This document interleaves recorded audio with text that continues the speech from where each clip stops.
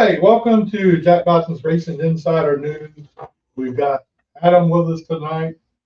Scott's not here, so we had a fill-in for Scott. Clay's been called up. Yeah, he's now off the injured reserve and back here.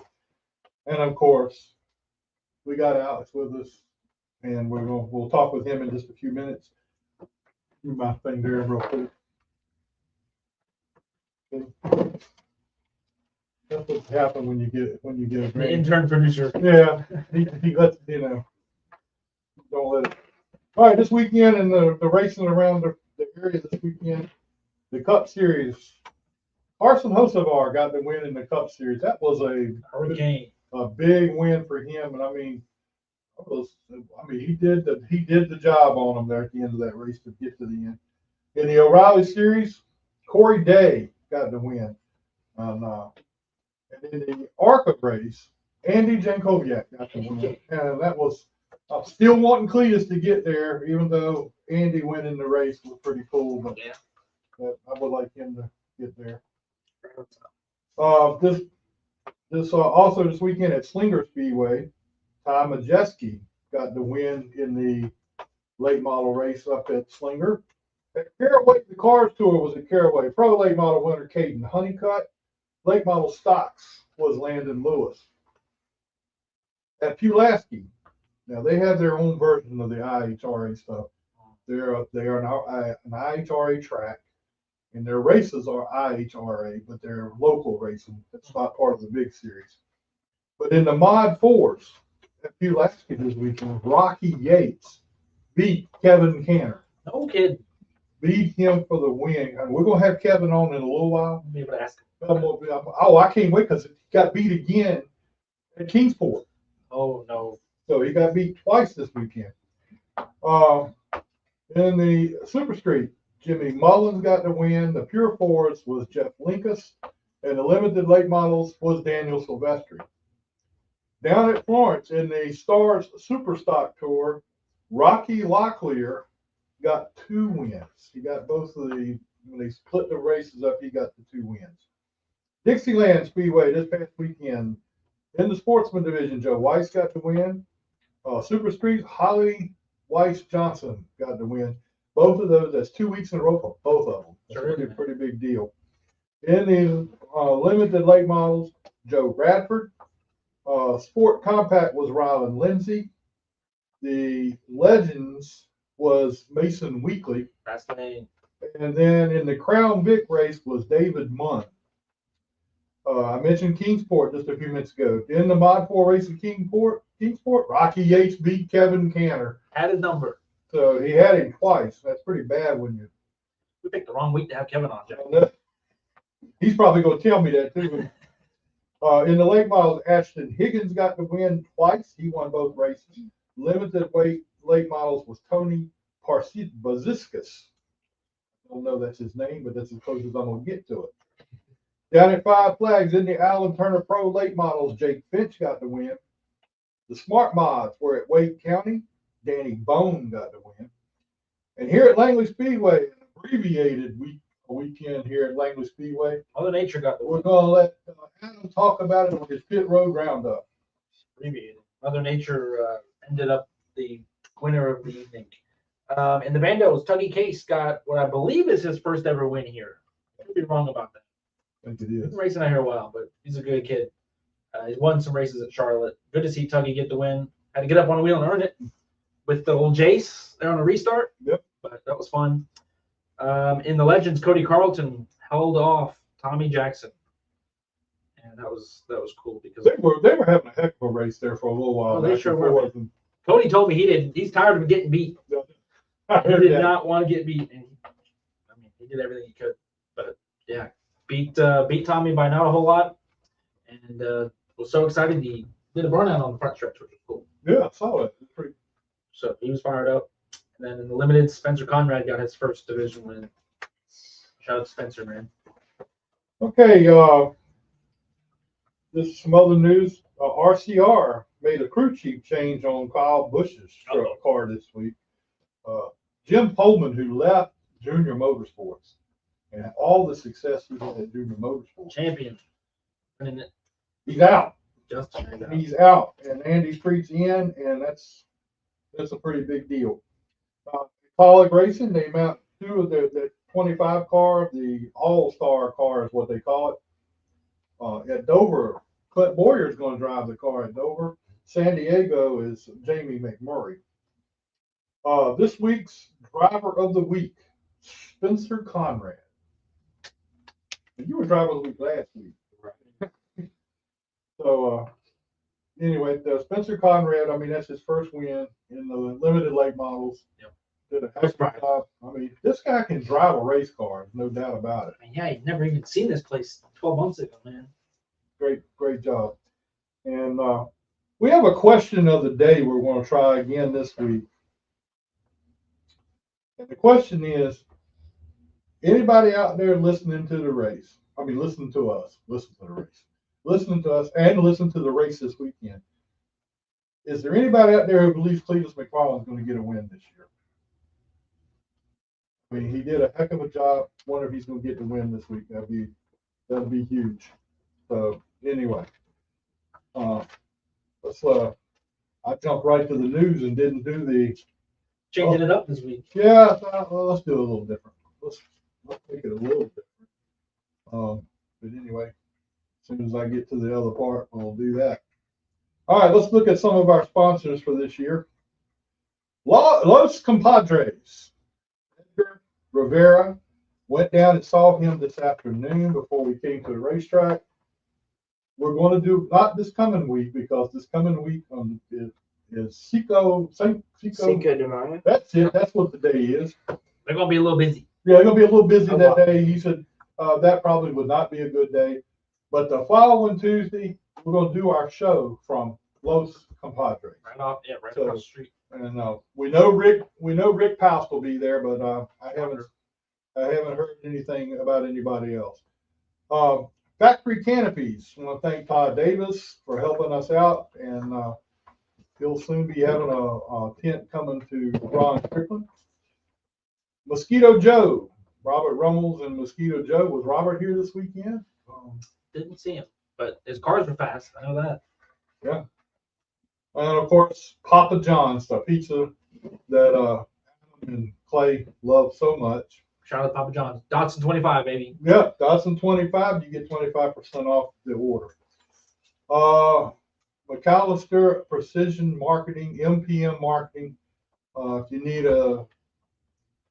anything to do with your team as far as getting an announcement out, any graphic designs, driver promotions, press release, marketing material, Chiva does uniforms. So if you ever want something like that, please get in touch with her. Bondurant. Well, I thought it was Bondurant. Bondurant Brothers Distillery in Chase City, Virginia. Want to thank Robert Bondurant. I haven't been back down there to get any more moonshine in the last little bit, but anyway. Slinger Speed. Want to thank Tim. He's got some shirts coming for us, so that's gonna be pretty cool. Langley Speedway with with Bill, Chuck, and Terry. I want to thank them all for being a part of the show. How about Fast Eddie's Barbecue? Fast Eddie. We're going to be doing a show from Fast Eddie's house coming up soon. Once it warms up real good, we're going to go over and do it. Once he gets that driveway done. And we're going to do some barbecue over there. Pepsi, the drink of choice with Scott and I think Adam even drinks Pepsi. Oh yeah, every Saturday. Best soft drink of Langley Speedway. PPS, Hackett Power Solutions Generator and Electrical Service. I want to thank him for being a part of the show this year, and he's been a big help to us. He's in the chat. Shout out to Keith, man. C.E. Clark Contracting, Fast Eddie, his contracting business. I want to thank him for that and being a part of the show. GAC, Great American Company. We want to thank Guillermo Amaya. He's been with us for several years, and we appreciate him in a lot of ways for what things he does. Miles of Seamless Gutters, who helps us with our sponsorship giveaway every year. So want to thank them. They take care of all that. And one we didn't have last week, though we left this one off last week. Frontline Performance, race fuel parts and lubricants. The hottest gas at Langley Speedway. It may pass that. May or may not pass it. Yeah, may or may not pass that. May win you a championship. So that's a pretty big deal. So we got Alex here. And I want to talk to Alex. So what's the season been going? How's the season been going for you? Well, we got a brand new race car this season. It's Haley Nelson's old car, and it is so much faster than my old Pontiac Grand Prix. So much lighter, and we have had a crazy run with it. We just got we have two top threes in that car, and last year we couldn't even get the same amount of times. So definitely a great season already, you know. Big improvement from last year. Well, it looked like you're doing a lot better, but it looked a little faster the last time I saw you out on the track. So Oh yeah. So how's the competition level there with the Enduro? I think it's the top 5 cars are definitely a lot faster than, you know, the farther in the backpack, you know. But I think the competition is very tight, and I think it's a great division to start in, and you know, just start it just to gain skill and before you move up. And I love the division. It has a reputation of being, you know, a little more of a contact series, but I still love it, and it makes it more fun almost. So you don't like getting any contact with the car? No, I try not to make any contact, but you know, sometimes it happens, and you gotta keep going. It looks like the guys that are out there racing in that division, it looks like a lot of fun, a lot of things going on. But it's got to be fun, and when you finally get a win or get a good finish, Yeah. You got to think, well, I've accomplished something by doing that. Oh yeah, it's so much fun. I mean, you don't have to spend an insane amount of money to be able to, you know, be competitive, and it's super rewarding to be able to finish in the top 5 because, I mean, we're lapping cars on lap 5, so you never know what's going to happen. You never know if we're going to get around them really smooth or if there's going to be a wreck, or, you know, it's always something crazy every weekend. So I love it. So are you looking at down the road somewhere that you may go to another division and try to do that? Absolutely. So hopefully Super Streets is an option. You know, maybe one day I'll move up to limited late models, but for now I'm just learning how to race a car because I've always raced go-karts. So it's definitely a massive learning curve, and I definitely don't want to buy a brand new race car and go out there and then tear it up. I want to make sure I'm comfortable and ready for it. And yeah, I don't want to tear up a brand new race car, so I'm going to take my time and get my racing skills down first. Well, it's cool. I mean, you look like you're getting it down, getting pretty good under your belt there and ready to go. So I think it's going to be a big year for you. I hope you can get that big win And a good start. Hopefully we have a win this season. I mean, 2 top 3s is very promising, especially from last year. I think we had 2 top 5s. Now we've got 2 top 3s, and we've definitely had a big gap. The first race between 4th, and then the second race was very close. I almost got 4th, but took home 3rd, thankfully, but barely. So what are your goals for the year? I mean, I know you want to win races. You'd love to be the Enduro champ, but what are realistically, where is your head at as far as what you think after 2 races? So obviously winning races is a main goal, but I really want to get more, what's the word I'm looking for? I want to meet new people in different divisions and learn from them, and hopefully, I can't even think of the word I'm looking for. Hold on. Gain some experience. Yeah, branch out into different series and talk to them about it and see if, you know, what other opportunities can come my way after getting out of this division. You know, just hopefully I'm just trying to save and move up to newer divisions. Who do you go to back here for help as far as, you know, something's going on the track or whatever? Who do you go to? Do you have somebody that you can go talk to and help you out? Definitely Chris Alexander. He had the Pontiac before me. He's definitely a big help, but I'd say my dad, really. He works on the car constantly. He's the one behind it all, so I think he helps the most. Rick Powell says you need to network and gain some consistency. He said, come see him. He'll chat with you sometime. Okay. And he'll teach you how to build a illegal engine to put in your truck and or Or your car, because you know he may have one in his truck. But that's another possibility. I would like to move up to trucks. You know, Chris Alexander is doing pretty good in trucks, and it's definitely inspired me to want to move up because it's such a great division. I mean, it's a constant battle up front every single week, so that's a possibility. That's cool that you got that going on. You want to do some advancement. I think it's what you got to do. So who all helps you with your car? James River Mechanical really funds it all, and my dad is just really, he helps everything. Chris Alexander, and they're always working on it, always trying to make tweaks on it, trying to just get better lap times. You know, we do everything to get everything out of that car. But I'm just super excited to be able to get out of front wheel drive and finally get into rear wheel drive. So I think trucks would be the way to go, because I've been, you know, driving the simulator, iRacing and everything, and I think I'm ready for trucks. But maybe one more year enduros, you never know. I'll just have to see. But I think my dad is the main help out of everybody. But now, does she come out and help you with the car? She mainly watches. You don't want me working on that car. Rick says the trucks were a blast. So who, and then other than what you said, do you have any other sponsors that help you with it? So I have Colonial Web, which we still have to get their sticker made. Wildcat propellers.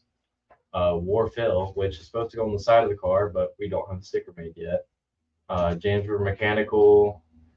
I'm sure I'm missing a couple, but those are really my main sponsors right now. And hopefully we'll get a new wrap here soon. Hopefully. Or if not a wrap, or maybe a spray paint job. I don't know if I do a wrap out in the Enduro. Now you're number 22. Yes. So what color are you looking at going to? So it's the same exact colors, but just a little more white in the. You let me down. It's gray, white, and flat black. You let me down. I was hoping you go blue. No blue. Oh, That's because that's what you used to run. I used to run a blue 22 mini stock. Uh-huh. And I mean, last year, was it Mason? Mason had a blue 22 truck. The orange one. That thing looked just like my car. And I thought that was really cool. So I told him, you say you were going to go for the blue 22. But you didn't. So the rest of the year, you're looking to win races and be out here every week. And oh yeah, I hope to win races. We'll see. We got to find some more better lap times in it. But I think we may have one win, a couple wins, hopefully.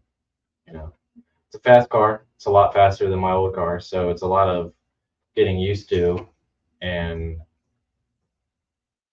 just trying to figure out how to control. It's so much different. This car is so much lighter and it's so much faster around the corners. I'm carrying so much more speed getting in the corners, so I'm definitely sliding around a lot more than I want to. So we have some tweaks to make, but I think maybe a win is on the schedule. I think you get one too. I think you got a good chance at that. I hope so. I see what Andre Greer wrote up there, and that don't make no damn sense what he just wrote there. The Southampton special. See, there's people like him and Robbie Parker. Just you're not sure what kind of people they are. You hang around, you know Robbie Parker. No, You're better off not. He works on Sammy Gato's car. You're better off not knowing him. I mean, now Andre Greer is just as bad as he is. But Robbie's cool. I don't know what you're talking about. well, Alex, we appreciate you coming out and being here with us tonight for a few minutes and spending some time with us. Of course.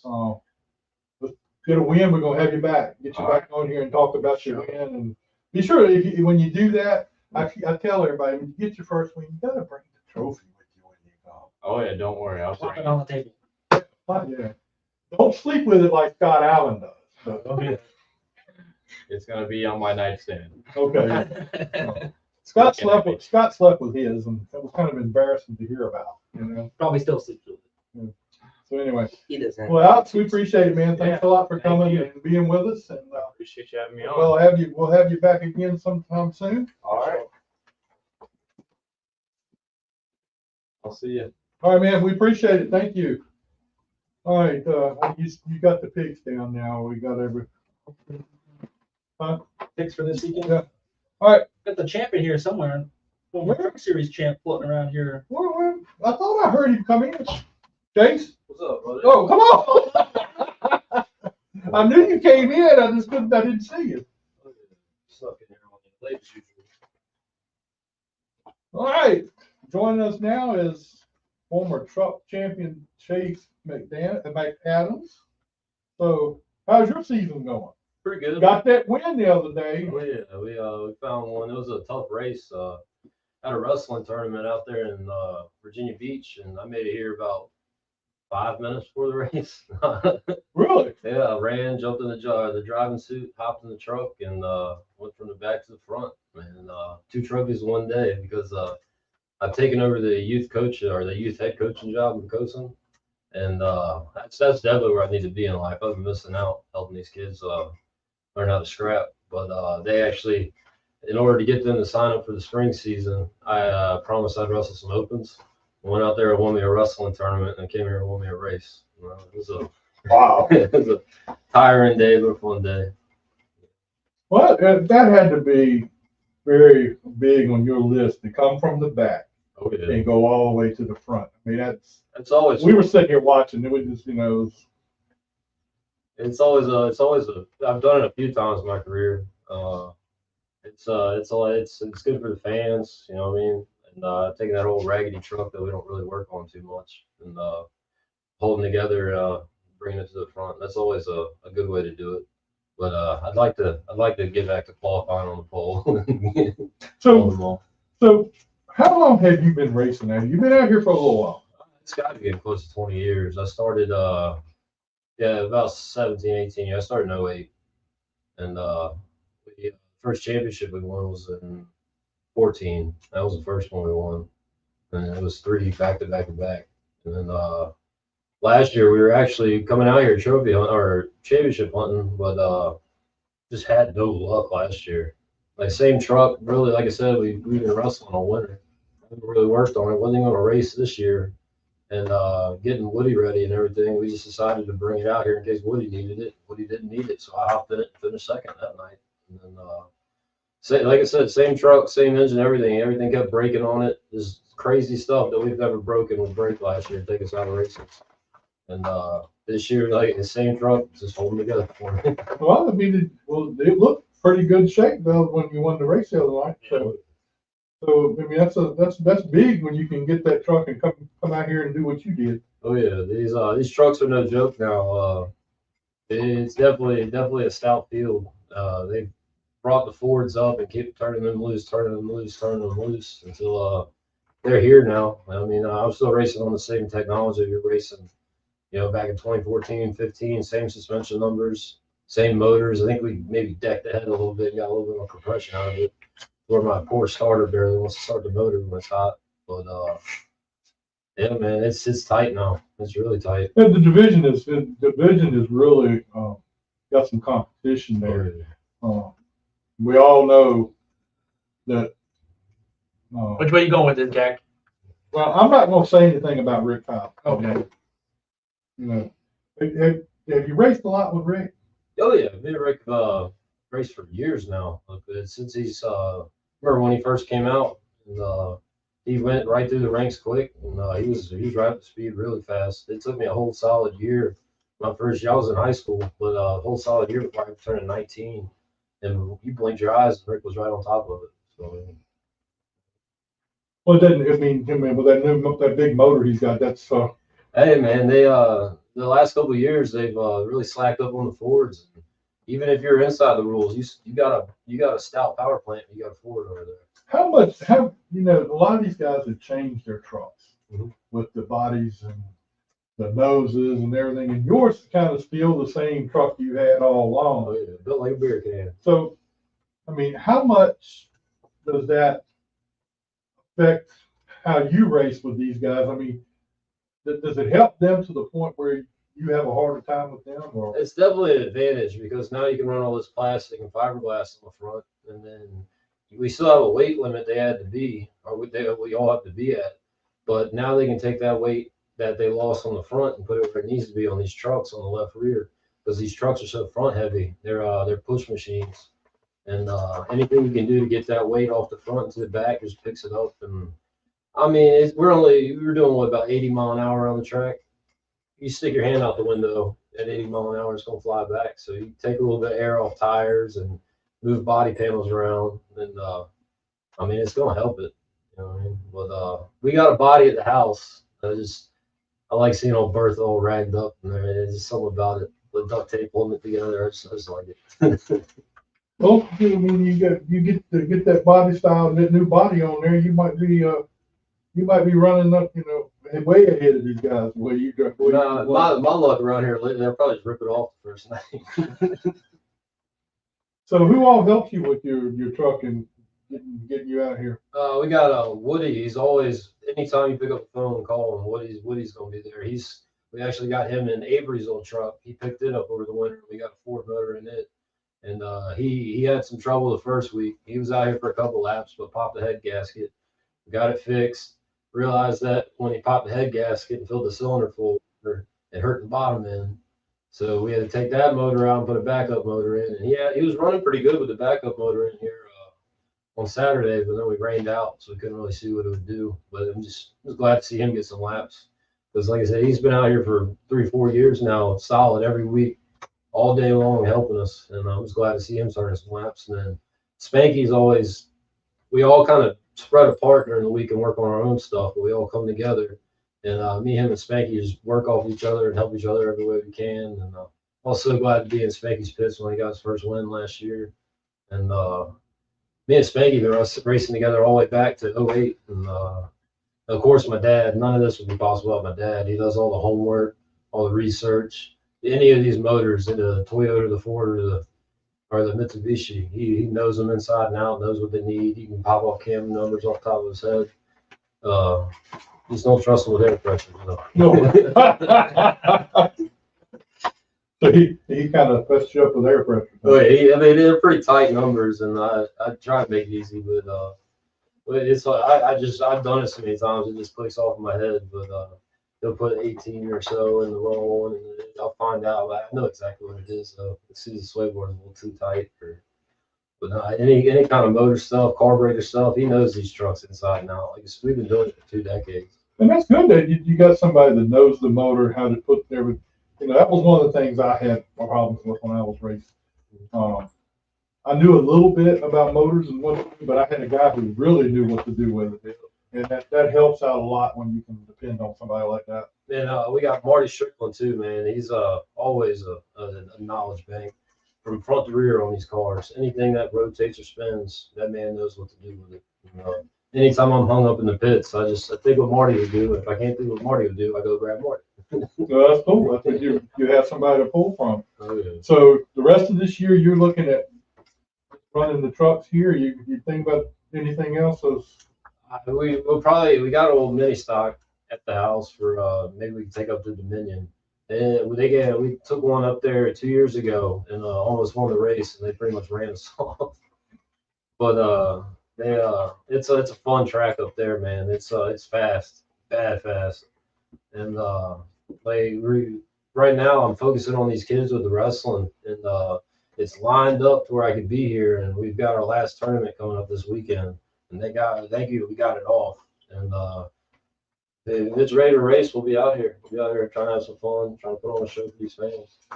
I think you got a good thing going so far this year, coming from the back to the front to win a race, and so you got a good thing going. So hopefully we'll see you get a few wins out here, and maybe get that championship at the end of the. Going for that number 4, man. We've tried 2 years ago. We were right on top of it. Then that bad luck followed me, and we just kept blowing motor after motor after motor. And old Bechtel snagged the one from us right at the end of the year.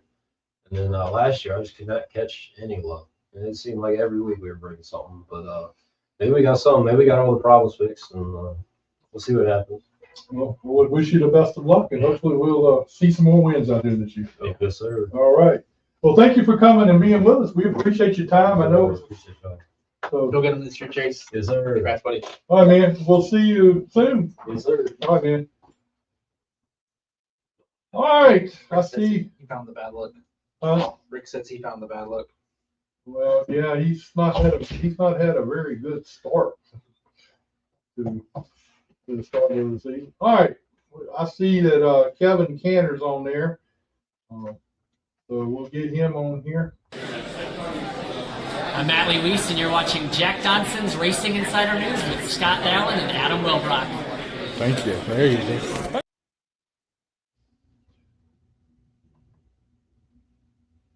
Well, it didn't come up. There he is, Kevin Canter. How you doing, Kevin?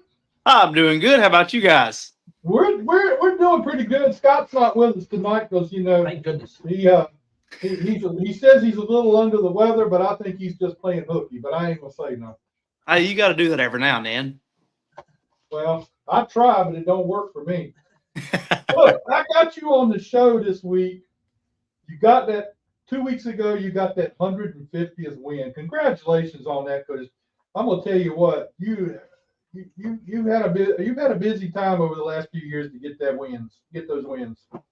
Yeah, it's really you never think something like that's going to happen, but we was able to get 150, and I've got all the flagmans have been nice to me. I've got the 50th win flag, 100th win flag, and the 150th win flag. Now we're going for 200. Now you're going to have to get to 200, but it looks like Rocky's trying to take care of that for you. You know, he's not going to let you get there. Yeah, I've been getting my ass kicked the last 2 weeks, but I believe we got it figured out. We were the fastest at Kingsport and fastest at Motor Mile, and car was just super loose. Couldn't figure out why. Made adjustments. Well, I made an adjustment at Kingsport, and it really didn't change nothing. And then we went to Motor Mile Saturday, and I made some changes that were big that we should have been out pit gate going into the corner, and it was still loose. And we ended up figuring out we had a cracked oil pan, and that's what I was just working on before I got on. Wow. So you'll be ready to go at the next race then. Oh yeah, we'll be ready Saturday. There's enough silicone. We welded the oil pan up, and there's enough silicone on there to hold back all the water from flooding the Noah's Ark. Well, look, now you might have to rough Rocky up every now and then. You can't let him beat you in 2 straight races. I know. I can't do that though. Then I gotta deal with it when we get back home on Sunday. Well, I mean, I still want to get you and him on the show at the same time so I can start something. But evidently, now he's done 1-2, so I don't, go tell him what I'll get him on here. Right. Well, you just let me know, and I'll try to orchestrate it, and we'll try to get on here at the same time. That'd be cool. That'd be a good time. So you're going between Kingsport and Pulaski, and where else are you going to be racing on? I mean, this year. Lonesome Pine. Lonesome Pine. So I mean, that's pretty cool. Are you going for a championship at all 3 places, or are you? That's what we're trying. I've been able to win a championship at Kingsport and Motor Mile in the same year, and in Kingsport and Coburn the same year. But the Saturdays always conflicted with Motor Mile and Coburn. So this year they all work together, and it don't. So we're trying to put make this 17 championships on the board after this year. That's a combined. 16 championships and 150 wins. Woo. Man, I'm gonna tell you what, that is totally awesome what you've done. Yeah, we worked hard for it, and I mean we were set up for success when I bought my dad's car. But I ain't been running it a whole lot lately. Been running the tube car. It's really good at Kingsport, and I don't know if it's as good as my floor pan car at the Pine and at Motor Mile, but from what it showed the other night at Motor Mile, I think we're going to have a really good piece up there. I've always struggled on entry up there, and uh, exit was really my strong suit. That's where I got everybody at. But the other night, that thing was killer on entry. I could drive from 3 car lengths back up to Rocky. I mean, I'd have to get on the brakes hard to keep from running over top of him. But then once all the weight transferred and everything transferred, the oil was transferring to the right rear as well. So we weren't able to get back to the fuel. So I think we'll have a really good shot at everything. We're a little bit behind we're leading the points at Kingsport. We should be 2 behind at Motor Mile, and then we're a couple behind at Lonesome Pine. The first race over there, we led the first 15 laps, and then we had a motor go down. So we got it back. It's what we got in the car. So hopefully everything stays together and we're able to pull everything off here.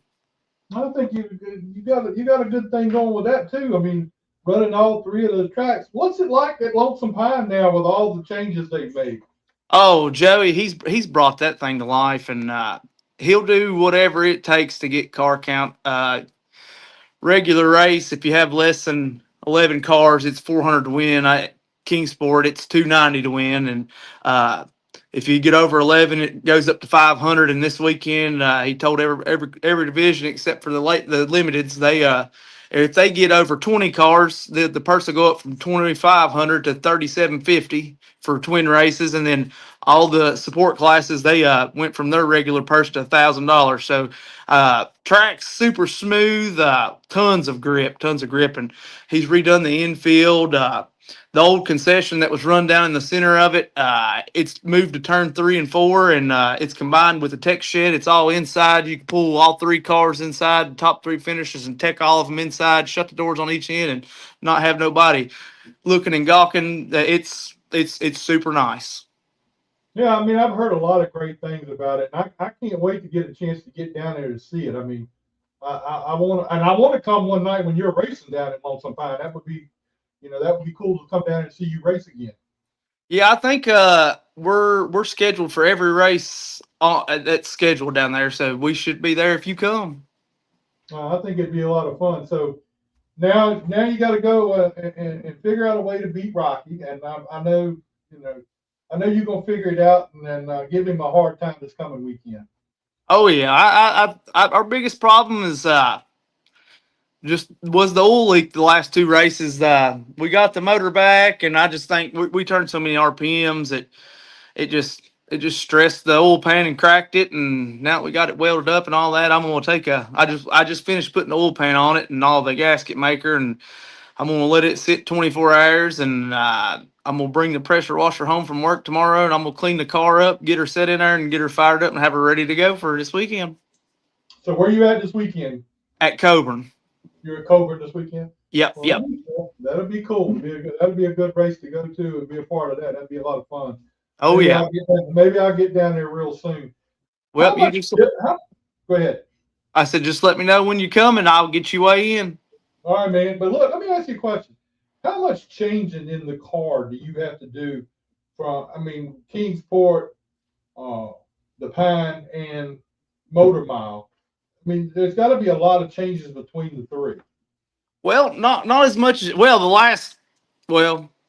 I say that. No, usually I only change gear, and then maybe tighten or loosen it here and there. But from Kingsport to Coburn, we don't have a whole lot of changes. Change gear, maybe snug it up just a little bit. But the last 2 races, I threw the kitchen sink at it. So I'll be glad to not have to do that to try to chase an oil leak. But now it'll be pretty good. Basically just changing gear and then just a little fine tune here and there once you get there, tightening and loosening. That's about it. I thought there'd be a whole lot of difference as far as the running gear and everything, that you'd have to make some changes between the 2, because it always seemed to me that Lonesome Pine was way different than the others.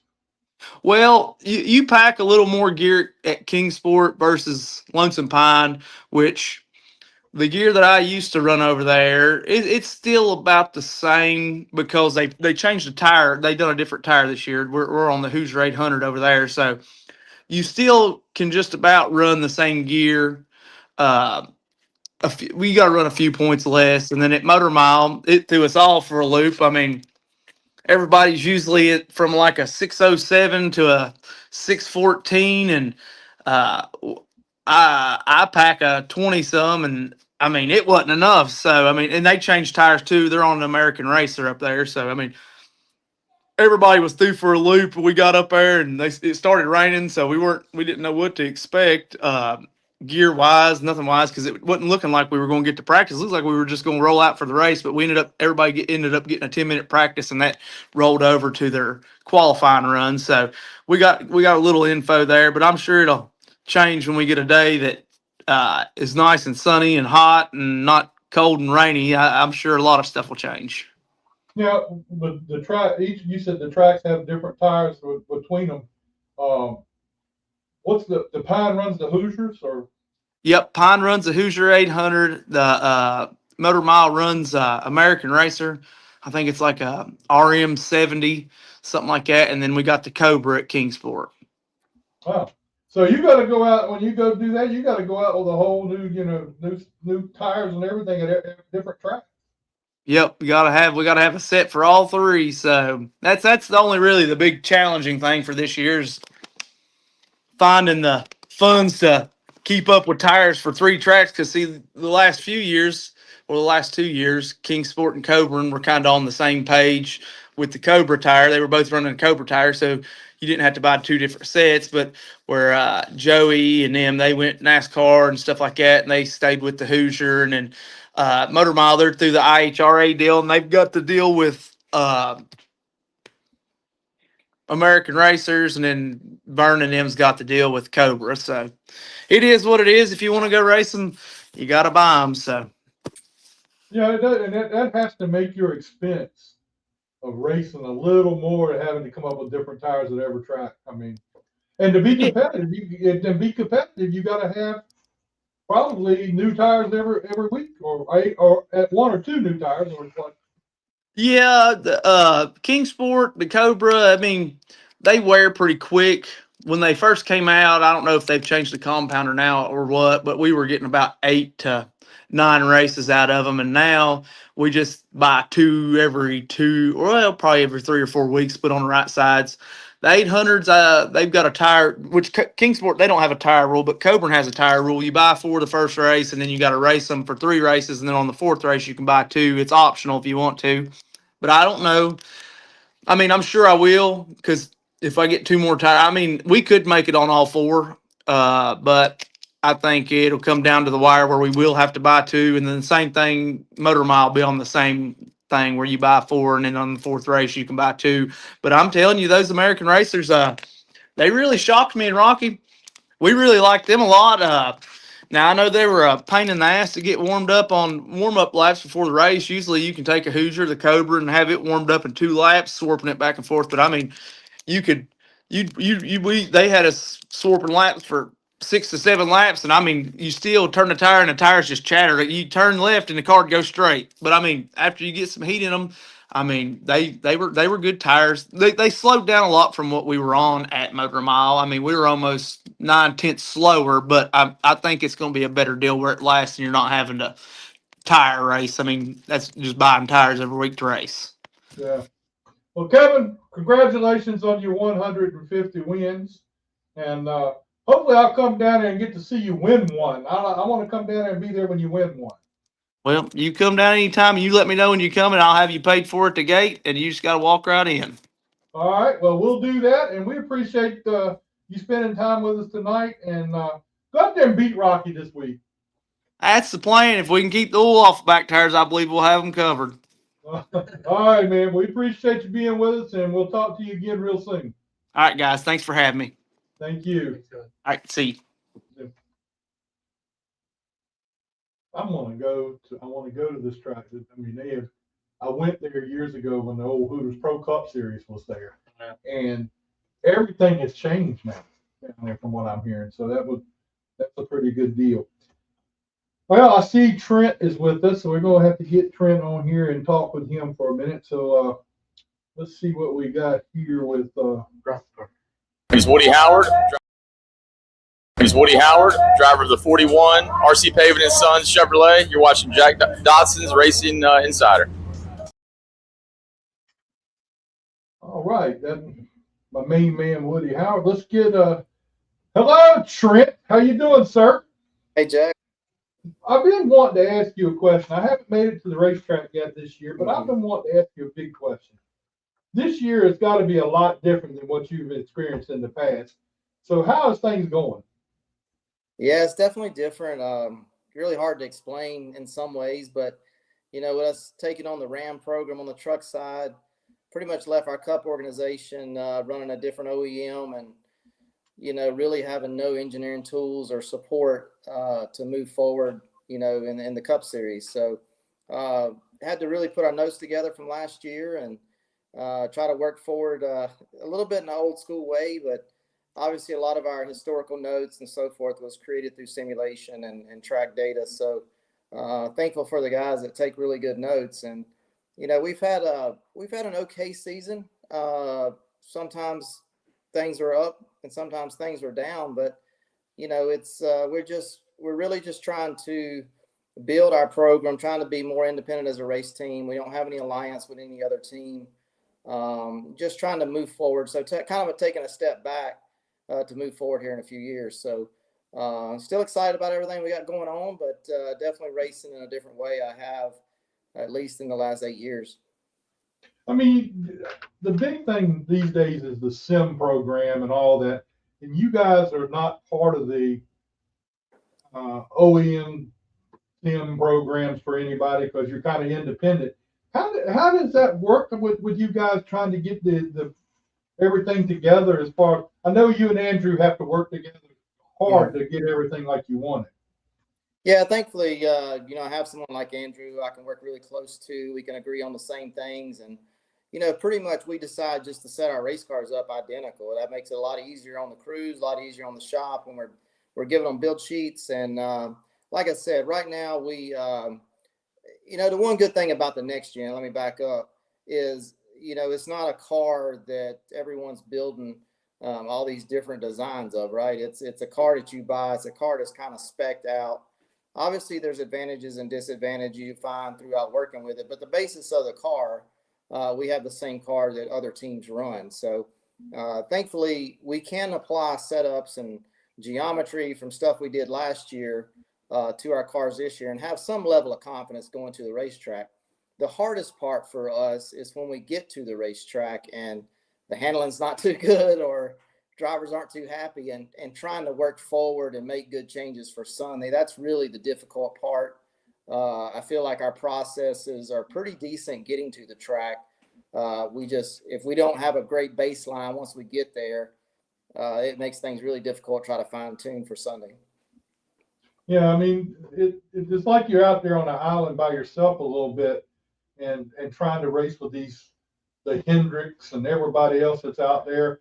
I mean, that's got to be probably one of the hardest things in the world when you don't have that support. And, KAULIG's always been a race team that has had good support. And this year you're out there on that island by yourself, and it's got to be a lot rougher. Yeah, it is tougher, but I've been in this deal a long time. I guess I'm considered a veteran now in the Cup garage, but at least we do the best we can do, and I do have some level of satisfaction when we do go out and perform well with not as many tools. So we don't give up on it, right? We're still as excited. Yeah. We're motivated to work as hard as we ever did. It's just working in a little bit different way, and honestly, sometimes it's fun in its own way. But to sustain what we're doing now for long periods of time would be pretty much impossible. So we're currently trying to build our engineering tools in-house and using some other engineering firms, and hopefully by midsummer, late this season, we'll be able to operate and, like I said, be able to work forward on the weekends a little bit better than what we're able to do right now. With a guy like AJ driving and everything, where in your mind do you think your best opportunity to get a win or have a great finish, where do you think that's going to be? I mean, everybody's going to say road course for AJ, but where do you think it's going to be? Yeah, it's the road course is the obvious. I mean, obviously you get AJ in anyone's car, he's going to be competitive at the road races. But I think he has, especially with the next gen car, I think he's come into his own, especially at the intermediate tracks. The Charlottes, even at Nashville. You start looking at some of those faster ovals. He has a really good feel for the tire, I think, and his feedback is excellent to me and trying to make good adjustments on the car. So, if I had to pick tracks that I think we can excel at, it'd be those faster ovals versus the short tracks. Yeah, I think so too. He's a diversified driver. He can drive in different things and do well. So I think you got a good driver there. Oh, absolutely. How important is it when you and Andrew and the two teams work so close together and you say you set your cars up the same, you do you work together like that? Does it help that you have a guy like Andrew and his team there to help? They can try something, then you can try something different to see how things go? Yeah, and that's really the reason. Like we build our cars from like 2 weeks out. We start building the build sheet for the suspension room, and as it goes through assembly, if I adjust camber or we decide to adjust camber, we do it on both cars, and then it gets to a setup plate through all the measurements, setting the floor, setting the body specs. We mimic each other. Same guys are doing the work on both cars. But with we doing that, when we get to the racetrack, if Andrew does something in practice that's really good, I feel confident that I can put it in my race car as well and get the same reaction. If we were so far apart from each other, I don't think we could learn off of each other as much. We haven't really got into the mode of going to the racetrack different and just seeing. We've kind of used the theory of going to the racetrack the same, and when either he or I make good or bad adjustments, either way, we have confidence to not do it to our car or do it to our car. So I think that's worked really well. It really helps the production flow of our shop.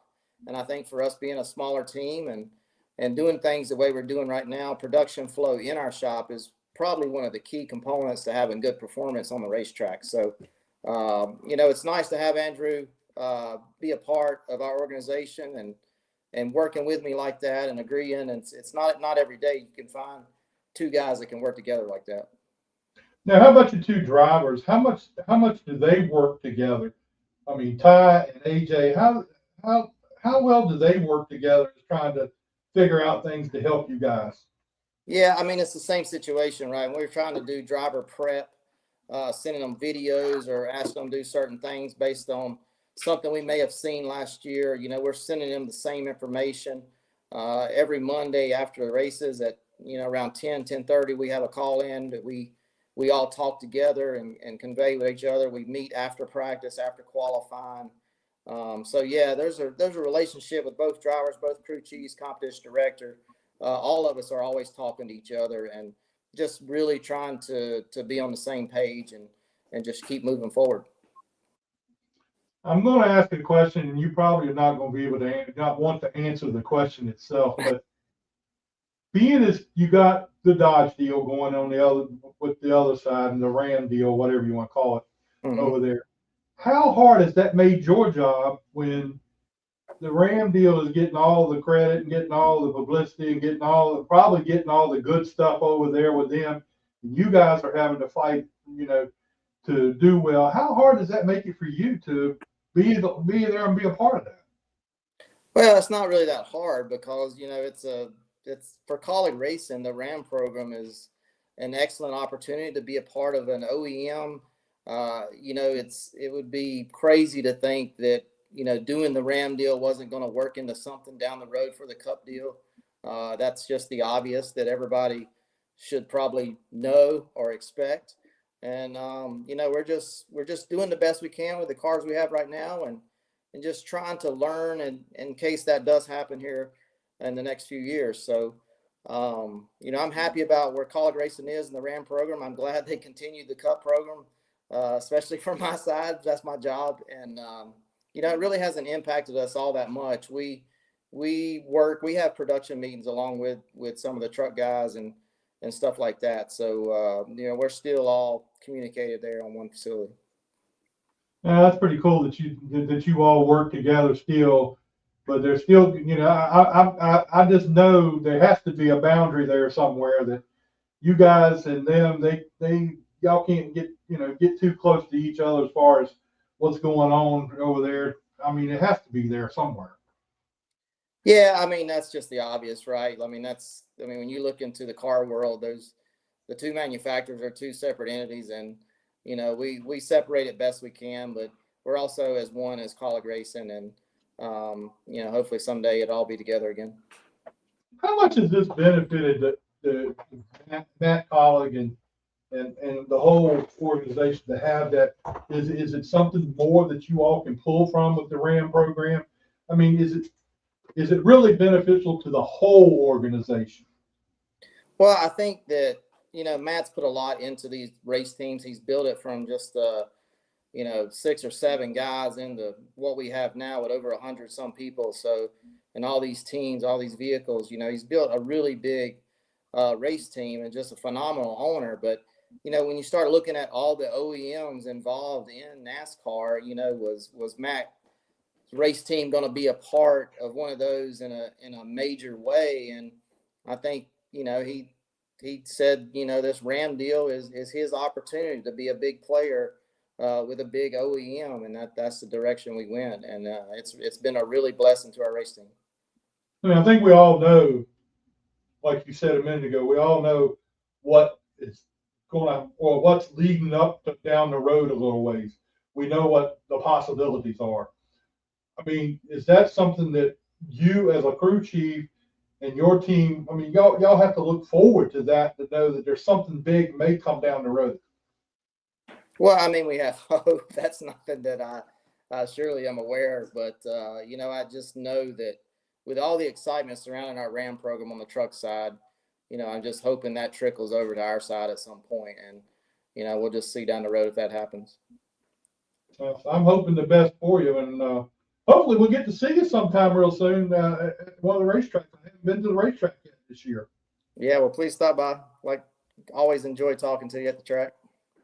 Well, and being that you are the better Owens brother, the better working Owens brother. I've got the other one full time now. He's been going about all the races this year. Oh, he is. I hadn't had a chance to talk to him either. Yeah, he's been on a lot of part-time cars here of late. So. Well, cool. That's a pretty good deal for him then. Well, Trent, appreciate you spending a few minutes with us, and hopefully we'll see you at the racetrack real soon. And good luck to you the rest of the way, and we'll talk to you again. All right, man. You guys have a good night. You too. Thank you, man. Bye. That's got to be this. I was trying to sneak through the door a couple times. You were. I'm sure he's had a few people try it. Oh, I'm sure of that. But I was trying to hit the little door there a little bit and say, okay, tell us a little bit. But I think he did, in a way, say there's a possibility of what could happen down the road, and it's pretty obvious. Well, yeah, I think they joined for a reason, right? They didn't just join to be in trucks, the rest of their existence. And I talked to somebody, I guess it was one day last week, from down there, and I talked to them, and they said, there are other teams that are, at least one other team that's really looking to move into the Dodge program. Yeah. And we'll see how that works out. I mean, I'm not going to say who it is, but anyway, that would be cool. Yeah. All right, let's get Sean's on here. We've got to get to him. I know he's been waiting for a little while, and I want to get him on and talk with him a minute. So, Hi, this is Greg Edwards, driver of the 21 late model stock car. You're watching Jack Dodson'S Racing Insider. all right, and let's get Sean on here. Hey, Sean, how you doing? All right, my friend. How y'all doing tonight? We're doing wonderful, man. How is this world going for you with all this racing, of this new racing thing you got going on with what is the Virginia? What is it called? The Virginia Vintage race. Vintage Racers. That's it. I got Yeah. crucified by not saying that the last time. Yeah. Yeah, there's a few different vintage series out there. The vintage racing world's kind of getting really popular with us older folks. I say us older guys, but I mean, we have some new guys running with us. There's some guys that have never raced before that are starting in vintage. So there's definitely a diversified crowd out there now. But vintage racing is really picking up. There's even some racetracks that are trying to start their own, if you will, like a weekly racing series of vintage cars. So yeah, pretty neat. It's a unique kind of series, as we like to call it, division, if you will. So yeah. So tell us a little bit about your car. Now, tell me if I'm wrong. I heard that your car is kind of painted up like somebody else's car that you in your family or something. Tell us a little bit about that. Yeah, so that is my car. That car is actually an old Winston Cup car. It's an old Hendrick Jimmy Johnson car, and always had this vision of building a tribute car, really just for like a showpiece to carry around. I'm just a big car guy, but I had this dream, if you will, to build a tribute car to my grandfather, who used to race in the late 70s, early 80s. Out at Virginia Motor Speedway in Saluda, the dirt track. So, you know, I was just a young fella, 4 or 5, up until about 9 years old when he had an accident, and my nanny forbid him to get back in a race car. But either way, but yeah, it's pretty unique. I have a couple of different cars. I also have a Nova, but I really enjoy that Torino. It's a tribute car. It's really special to me, just because, like I said, when I was growing up, I remember me and my cousin Teresa, we'd be in our nanny and papa's backyard, and we thought we were Bo Duke and Daisy Duke, and I would climb in and out of that thing, and that's all I wanted to do was drive a race car. So yeah. So how long have you been racing? Tell us a little about, because I know you raced some other stuff and other things. Yeah, I started racing in 1998 out at Saluda, in a Charger division is what they called it, basically a street stock car. But we did that, I don't know, 4 or 5 years, and bounced around between other divisions. The only thing I never did get to drive out there was a dirt late model. That is always what I wanted to drive, just never had the funds to do it, or so I thought. And but yeah, been running quite a while. Met a lot of people. A lot of people have helped me along the way. So yeah, been doing it quite a while. I guess you could say almost 30 years now, I guess. Now, with these vintage cars that you're working with, how hard is it to get parts and stuff that you need for some of these cars? I mean, there are some cars that it's hard. It'd be hard to find another car like it, I guess. Yes, this is very accurate. That's why we call it a race amongst gentlemen, a gentlemanly agreement, if you will. But yeah, there's like my car. I've always been a Torino guy. Excuse me. So I've had a couple of street cars. So I've accumulated a few body parts along the way. But some of these other guys, especially in these modifieds, it is extremely hard. Of course, we didn't talk about that yet, but there's 2 different divisions, or amongst the vintage series, if you will. We have the sportsman cars, which I drive, which is a full body car with fenders on it, and then a modified car. So they range from the old coupes of the Ray Hendrick days up until like your the Bodines and the Cavalier body styles is what I'm not a big modified guy. So but yeah, like the Cavalier cars, they look more like the tour type kind of modifieds that the boys run today, if you will. So yeah. But yeah, they even the chassis, I mean, some of these guys, some of these race cars that are on the track, I mean, these cars have literally been on a racetrack since the late 70s. There's a few guys out there that these cars have that amount of history behind them. So that's what I mean by, you know, we like to get out there and put on a show. We race, but we definitely at all costs try and put them in the trailer the same way that they were unloaded that night. So. Yeah, because it would be hard to try to go back and fix it and find parts to do it with. So I can understand how y'all have that agreement or gentleman's agreement to do the best you can to keep them straight. Yeah. We like I said, there's still plenty of racing left in all the drivers' blood out there. So you still want to mix it up and get after it, but you know, we try our best to not do a lot of leaning and pushing and keep your car under control, if you will. So where all will you be racing in this vintage racing series? Where will you be going? So we race on a multitude of different tracks, but Langley, which was the track we just visited a couple weeks ago, but that was our first visit there. I know they've had other vintage groups there, but this is the first time that Virginia Vintage has been there. But we go to Langley, we go to Southern National. You know, the first race of the year was at Wake County, which is probably one of the most unique and trickiest tracks I've ever been on. We go to Carteret County, which is one of my favorite tracks that we go to. It's just a really, really cool atmosphere at Carteret. We go to Southern National, you know, Chris Lilly and the guys down there. Sorry, not Southern, but Shenandoah. I meant to say Shenandoah. Yeah. That's really where VVR started by a fella of the name Eric Morris. You know, he had this vision. But yeah, Shenandoah. The next race we go to is at Dominion Raceway, which everybody loves. That's just a really, really nice facility. Everybody there is good.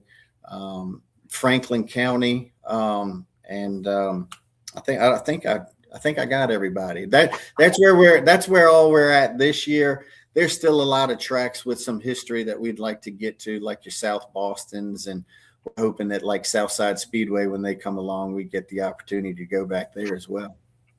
Yeah, I think it would be great to see those vintage cars.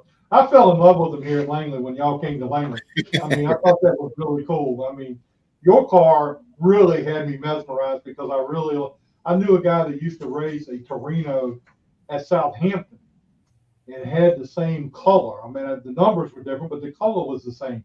And I was mesmerized by your car.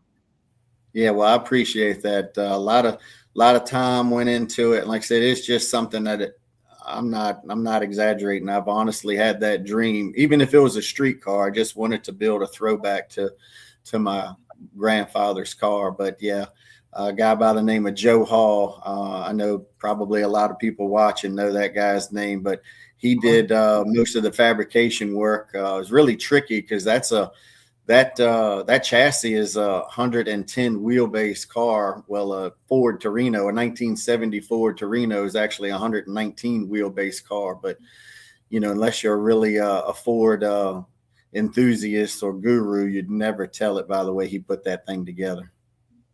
I mean, and how do you do the engines in these things? I mean, do you all go through the same process that the other race cars go through? Go to an engine builder to get the program that you need for your car?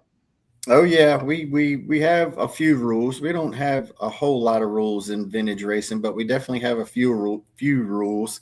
I mean, my engine builder, he actually used to build engines for Rick Hendrick back when Ricky Hendrick drove his cars. He's well known. He's down from the Raleigh, North Carolina area, a fellow by the name of Charlie Hemphill. But a lot of these guys out here, the cars are just not for show. I think you probably can attest to that with the show that we put on at Langley. Yeah. But yeah, there's a few guys out there that build all of their stuff. They might get some machine work done, outsourced, but there's a couple of guys that put their stuff together in their own garage. I'm certainly not a mechanic, so as long as I've been racing, I've always had an engine builder. Yes, sir. Okay, well that sounds like a lot of fun to be in that series and racing. I mean, I enjoyed watching the race here. It was a lot of fun. I mean, it's weird in a one way, and it's interesting in another to see them out there like you guys were racing. Yeah, yeah. A lot of sometimes the people in the stands, they will get a little confused, especially when there's two winners that pull up to victory lane. And you know, like myself at Langley, I think I finished 5th overall, but I was the first sportsman cars. Those modifieds were really fast. You know, a lot of these tracks we go to, some of the faster sportsman guys, you know, I could name drop, but you know, they can keep up with a few of those modifieds. But typically the modifieds will end up at the front of the pack. We do have an overall winner, if you will. You don't get a bigger trophy or anything, but it's just bragging rights. But on the rare occasion that a sportsman guy does get the overall win, it's pretty neat. It sounds like it's a lot of fun, and I know you look forward to racing. So when is your next race? Our next race is actually this coming up Sunday, May the 3rd at Dominion. It's kind of unique that we get a Sunday race. And then after that, hold on, I got the schedule in front of me. But yeah, our next race is this Sunday at Dominion. And then we go to Shenandoah for Memorial Day weekend. So we race about twice a month. There's sometimes that we'll race 3 times a month. You know, like a lot of these weekly divisions, you know, you get a week off to do your own thing. My son races. We just got him into racing last year. We race full time with him. He's a 4th generation driver, and his hometown track for now is Dominion Raceway. So it's a family deal. That's a way to do it, to have a family racing thing. I mean, it's really cool to see you racing, your son racing. You know, that's a lot of fun, a lot of memories for both of you guys. Yeah. My definitely a bucket list for me would to be on the track with him at least one time. We tried taking the cars one time last year, both his car and my car, to a racetrack that they ran both of those divisions that night. And I swore I would never take 2 cars to the racetrack again. So I don't know if that'll ever happen. Maybe I'll just rent a racetrack and I'll go out there and beat up on the young fella a little bit. And his name is Brett. So, you know, maybe show him that these old guys aren't a slouch, you know, still. That's right. That's what, hey, I'm with you on that one. I like that idea. Well, Shawn, we appreciate you being with us tonight, spending some time with us, and bringing us up to date on the Virginia Vintage Racers. I mean, that's really a cool deal, and I was glad I got to see you race out here at Langley, because that was a lot of fun. Yeah, definitely. Thanks for having us. We love the exposure. We'll be back at Langley on August the 27th. Langley is probably one of my most favorite tracks, and I'm not just saying that, but that we go to. It just kind of, I guess you could say, fits my driving style, if I have one, but I don't know, for whatever reason, I've just seemed to do well there. So we look forward to Langley, and I was really, really excited that Virginia Vintage Racers got on the schedule this year. So yeah, can't wait to get back there in August.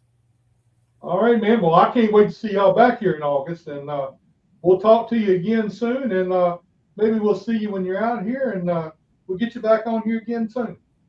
All right, Jack. Thanks for having us, man. All right, man. Appreciate your time. All right. Have a good night. You too. Bye-bye. I love that vintage racing. I don't know why. It hit me, and man, I love watching it. I love watching it. And his car, you know, It's sharp. 25 years ago.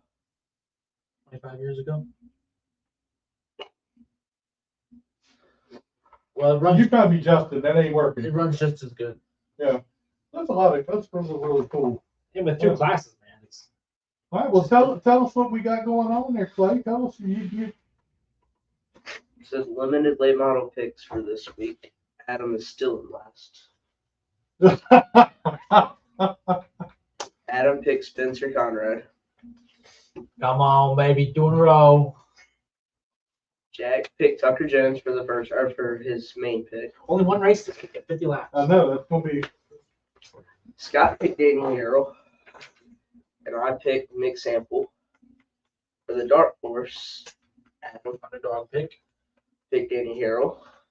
Hot Wheels, baby, come on. Jack picked Hunter Waltrip, Scott picked Doug Warren, and I picked Sparky. I don't know. I don't know if you consider Doug Warren a dark horse. He's been running really good. He could surprise and be up front. Yeah, I'm hoping Sparky can see over the steering wheels. I wouldn't say it out loud too much. Anyway, well, that's our show for tonight. Please like and share. Now, next week is Cinco de Mayo. I don't know who we're going to have with us yet. I've got a couple people said they would. 2 weeks down the road on the 12th, we're going to be at Los Compadres doing our show from there. A little something different. Edgar wants us to come and be there and do the show. He's going to set it up whatever way we want it. He said he'd give us whatever we want there. So shout out to Edgar, man. So he has been awesome. He really has. And hopefully we know Rick Powell. We have Rick. We know Rick's going to have the truck sitting out front. I don't know. I would hope he would. Yeah. I think good looking truck, man. So we can go out there and talk to him at the truck. We can check his motor, make sure it's small enough. Yeah. Yeah. But anyway, yeah, that'll be a lot of fun to do that. And then in a couple weeks, hopefully, or a few weeks down the road, we're going to be going to Eddie Clark's and doing the barbecue thing at his house and hanging out at the house and being a part of that. That'd be fun too. Yeah. So anyway, please like and share our show and tune in again next week, and we'll talk to you then. I'll have a list out this week of who's going to be on the show. Oh, also I want to thank Ashley Miller Media. She and I are going to be doing some stuff as far as every week for the show. She's going to help us with some more graphics with the show. Cool deal. And she's going to be at Lonesome Pine this weekend. She said we ought to go out there, but I can't do it this weekend. But I sure want to go out there soon. So that'd be a lot of fun. Yeah. All right, guys. We'll talk to you again next week, and have a good week.